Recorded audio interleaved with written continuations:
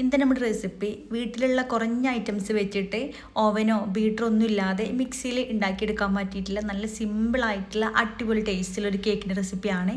അപ്പോൾ ഇതെങ്ങനെ ഉണ്ടാക്കിയെടുക്കാൻ നോക്കാം. അതിന് മുന്നായിട്ട് ഈ ചാനൽ ആദ്യം നിങ്ങൾ കാണുന്നുണ്ടെങ്കിൽ നിങ്ങൾക്ക് ഇഷ്ടമായി എന്നുണ്ടെങ്കിൽ പ്ലീസ് ഒന്ന് സബ്സ്ക്രൈബ് ചെയ്ത് സപ്പോർട്ട് ചെയ്യണേ. അപ്പോൾ ആദ്യം തന്നെ ഇതിലേക്ക് വേണ്ടിയിട്ടുള്ള മൈദ മിക്സ് റെഡിയാക്കി എടുക്കുക. അതിനായിട്ട് ഒരു ബൗളിന് മുകളിൽ അരിപ്പ വെച്ചിട്ടുണ്ട്. ഇതിലേക്ക് 250 ml കപ്പിൽ 1.5 കപ്പ് മൈദ ചേർത്ത് കൊടുക്കാം. പിന്നെ മൈദ എടുക്കുമ്പോൾ ഒരുപാട് കുത്തി നിറച്ചെടുക്കാതെ ഇതുപോലെ ലെവലാക്കിയിട്ട് വേണം എടുക്കാനായിട്ട്. 1.5 കപ്പ് മൈദയും ഈ അരിപ്പയിലേക്ക് അങ്ങ് ചേർത്ത് കൊടുക്കാം. നിങ്ങളുടെ കയ്യിൽ മെഷറിംഗ് കപ്പ് ഇല്ലയെന്നാണെങ്കിൽ സാധാരണ ഇതുപോലെ ചായ കുടിക്കുന്ന കപ്പ് ഉണ്ടാവുമല്ലോ, അതിൽ അളന്നെടുത്താലും മതിയാകും. കൂടെ തന്നെ ഇതിലേക്ക് 1 ടേബിൾ സ്പൂൺ ബേക്കിംഗ് പൗഡർ ചേർത്ത് കൊടുക്കാം. ഇതിലേക്ക് ബേക്കിംഗ് സോഡ ആവശ്യമായിട്ടില്ല. ഇനി എല്ലാം കൂടെ നന്നായിട്ടൊന്ന് അരിച്ചെടുക്കുക. ഇതുപോലെ വിസ്ക് വെച്ചിട്ട് മിക്സ് ചെയ്തിട്ട് അരിച്ചെടുക്കുകയാണെങ്കിൽ ആ ഒരു ബേക്കിംഗ് പൗഡറൊക്കെ എല്ലായിടത്തേക്കൊന്ന് മിക്സായി കിട്ടുകയും ചെയ്യും. ഇനി അരിച്ചെടുത്ത് കഴിഞ്ഞാൽ അരിപ്പം മാറ്റിയതിന് ശേഷം വിസ്ക് വെച്ചിട്ട് നല്ല പോലെ മിക്സ് ചെയ്ത് യോജിപ്പിച്ചെടുക്കാം. മൈദയും ബേക്കിംഗ് പൗഡറൊക്കെ നല്ല പോലെ മിക്സ് ആയിട്ടുണ്ട്. ഇതൊരു സൈഡിലേക്ക് അങ്ങ് മാറ്റി വെക്കാം. ഇനി കേക്കിനൊന്ന് റെഡിയാക്കി എടുക്കുക. അതിനായിട്ട് ഇതുപോലത്തെ റെക്റ്റാങ്കിൾ ഷേപ്പ് വരുന്ന കേക്കിനാണ് എടുത്തിട്ടുള്ളത്. ഇതിലേക്ക് കുറച്ച് ഓയിൽ എല്ലായിടത്തേക്കൊന്ന് സ്പ്രെഡ് ചെയ്ത് കൊടുക്കുക. ഒരു ചെറിയ പീസ് ബട്ടർ പേപ്പറും കൂടെ വെച്ച് കൊടുത്തതിന് ശേഷം ഈ ഒരു കേക്കിന് സൈഡിലേക്ക് മാറ്റി വെക്കാം. ഇതവിടെ ഇരിക്കട്ടെ. ഇനി ഒരു മിക്സിന് ജാർ എടുത്തിട്ടുണ്ട്.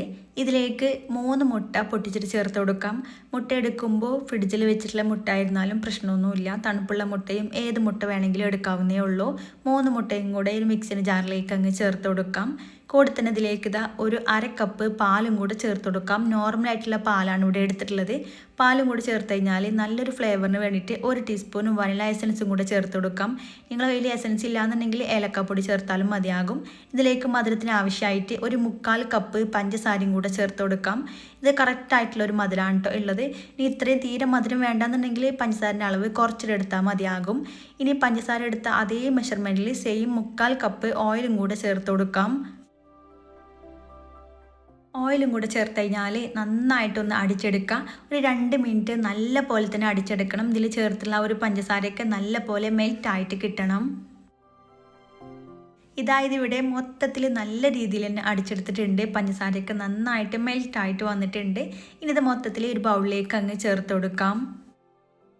ഇനി ഇതിലേക്ക് നേരത്തെ അരച്ച് വെച്ചിട്ടുള്ള ഒരു മൈദ മിക്സിന്ന് പകുതിയോളം ചേർത്ത് കൊടുക്കുക. എന്നിട്ട് നല്ല പോലെ മിക്സ് ചെയ്ത് കൊടുക്കുക. ഒട്ടും കട്ടൊന്നുമില്ലാതെ വേണം മിക്സാക്കി എടുക്കാനായിട്ട്. ഇതുപോലെ വിസ്ക് വെച്ചിട്ട് മിക്സ് ചെയ്ത് കൊടുക്കുക. നിങ്ങളുടെ കയ്യിൽ വിസ്ക് ഇല്ലാന്നുണ്ടെങ്കിൽ ഫോർക്ക് വെച്ചിട്ട് മിക്സാക്കി എടുത്താലും മതിയാകും. ഇനി അടുത്തതും അത് മിക്സായിട്ട് വന്നാൽ ബാക്കിയുള്ളത് മൊത്തത്തിൽ ചേർത്തിട്ട് അതും കൂടെ നല്ല പോലെ മിക്സാക്കിയിട്ട് എടുക്കാം. ഇതിവിടെ നല്ല പോലെ തന്നെ മിക്സ് ആക്കി എടുത്തിട്ടുണ്ട്. മൈദൻ്റെ ഒട്ടും കട്ടയൊന്നുമില്ലാതെ നല്ല പോലെ തന്നെ മിക്സ് ആക്കി എടുക്കണം. ഒട്ടും ലെംസ് ഇല്ലാതെ വേണം മിക്സ് ആക്കി എടുക്കാനായിട്ട്. ഇതിവിടെ റെഡി ആയിട്ടുണ്ട്. ഇനി ഈ ബാറ്റിലേക്ക് ഒരു 1/2 മുറി നാരങ്ങൻ്റെ നീരും കൂടെ ചേർത്ത് കൊടുക്കാം. ചെറിയ നാരങ്ങൻ്റെ പകുതി വേണം ഇതിലേക്ക് ചേർക്കാനായിട്ട്. ഏകദേശം 1 ടീസ്പൂണോളം നാരങ്ങ നീരുണ്ടാകും. അതും കൂടെ മൊത്തത്തിൽ ചേർത്ത് കഴിഞ്ഞാൽ എല്ലാം കൂടെ നന്നായിട്ട് ഒന്നും കൂടെ മിക്സ് ചെയ്തെടുക്കുക. ഒരു നാരങ്ങ നീര് എല്ലായിടത്തേക്കും മിക്സ് ആക്കി എടുക്കണം. കേക്കിൻ്റെ ബാറ്റർ റെഡി ആയിട്ടുണ്ട്. ഈ നേരത്തെ റെഡിയാക്കിയെടുത്തുള്ള ഒരു കേക്കിലേക്ക് ബാറ്ററിൻ്റെ ഒരു 1/4 ഭാഗത്തോളം ചേർത്ത് കൊടുക്കുക. ഞാനിവിടെ മൊത്തത്തിൽ ചേർക്കില്ല, കാരണം കുറച്ച് അധികം ബാറ്റർ ഉള്ളതുകൊണ്ട് തന്നെ ഒരു 1/4 ഭാഗത്തോളം ഞാനിവിടെ മാറ്റി വെച്ചിട്ടുണ്ട്. ഈ ഒരു ടിന്നിൻ്റെ 1/4 ഭാഗത്തോളം മാത്രം ബാറ്റർ ഒഴിച്ച് കൊടുക്കുക. എന്നിട്ട് ടൂത്ത് പിക്ക് വെച്ചിട്ട് ഇതുപോലെ ചെയ്തെടുക്കുക കേട്ടോ. ഹോൾസ് ഒന്നും ഇല്ലാതിരിക്കാൻ വേണ്ടിയിട്ടാണ്. ഇനി നല്ല പോലെ ഒന്ന് ടാപ്പ് ചെയ്ത് കൊടുക്കും കൂടി ചെയ്യാം. ഇനി കേക്ക് ഒന്ന് ബേക്ക് ചെയ്യാനായിട്ട് വെക്കാം. അതിനായിട്ട് ഇതുപോലത്തെ പഴയ ഒരു ബിരിയാണി ചെമ്പാണ് എടുത്തിട്ടുള്ളത്. ഇതിലേക്ക് റിങ്ങും കൂടെ വെച്ച് കൊടുത്തതിന് ശേഷം ഒരു 10 മിനിറ്റ് ലോ ഫ്ലെയിമിൽ നല്ല പോലെ ചൂടാക്കി എടുത്തിട്ടുള്ളതാണ്. ഇതിലേക്ക് ഇനി കേക്കിനങ്ങ് ഇറക്കി വെച്ച് കൊടുക്കുക. എന്നിട്ട് അടച്ച് വെച്ചിട്ട് ഏറ്റവും ലോ ഫ്ലെയിമിൽ ഒരു 40 to 45 മിനിറ്റ് വരെ നല്ല പോലെ ബേക്ക് ചെയ്ത് കൊടുക്കാം. നിങ്ങൾ ഓവനിലാണ് വെക്കണമെന്നുണ്ടെങ്കിൽ 170 ഡിഗ്രിയിൽ ഒരു 45 മിനിറ്റ് ബേക്ക് ചെയ്തെടുത്താൽ മതിയാകും.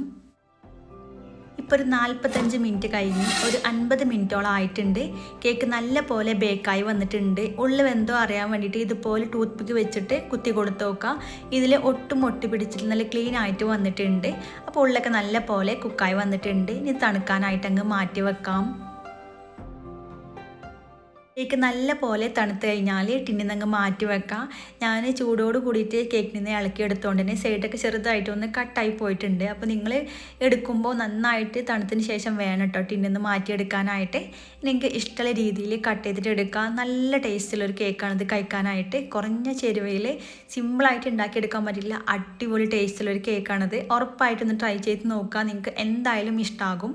വീഡിയോ ഇഷ്ടമായെന്നുണ്ടെങ്കിൽ ലൈക്ക് ചെയ്യുക, ഫ്രണ്ട്സിനും ഫാമിലിക്കും ഷെയർ ചെയ്ത് കൊടുക്കുക. വീണ്ടും അടിപൊളിയായിട്ടുള്ള റെസിപ്പി ആയിട്ട് കാണാം. താങ്ക്